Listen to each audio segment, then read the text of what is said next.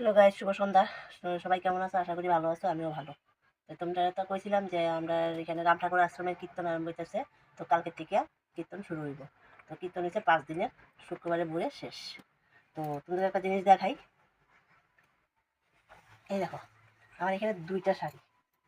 এই 2টা শাড়ি হচ্ছে আমার, 2টা শাড়ি বিয়ে। তোমরা আবার শুনতে পারো বিয়ের আবার 2টা শাড়ি কি করে। এটা হচ্ছে, এটা প্রথম দেখাই।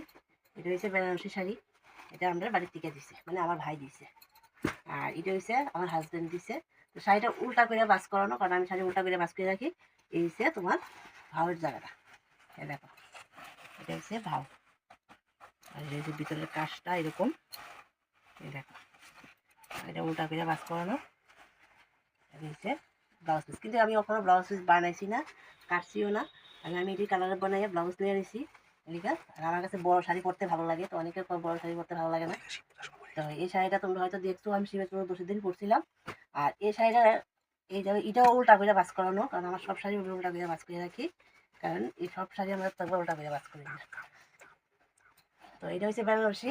তো তোমরা কাছে একটা কথা কই, তোমরা এই শাড়িটার দাম কত আমাদের কমেন্টের মাধ্যমে জানাইও। আর এই শাড়িটার দামও কত, 2টা শাড়ির আমার জানাইবা কমেন্টের মাধ্যমে, যে 2টা শাড়ির দাম কত। তো তোমরা কইতে পারো যে বিয়ের শাড়ি 2টা কি করে হয়। আমার বিয়ের শাড়ি 2টি। তো শাড়ি কিরকম লাগছে তোমরা কমেন্টের মাধ্যমে জানাইও। আর যদি ভালো লাগে কমেন্ট করো, কমেন্টের মাধ্যমে জানাইও। আর এই শাড়িটা হচ্ছে আমার শ্বশুরবাড়ির এলাকার থেকে লোয়া। আর এটা হচ্ছে আমার বাবার বাড়ির এলাকার থেকে আমার ভাইয়ে কিনছে। তো 2টা শাড়ি কিরকম হয়েছে কমেন্টের মাধ্যমে জানাইও। তো সবাই ভালো থাকো, সুস্থ থাকো, টাটা।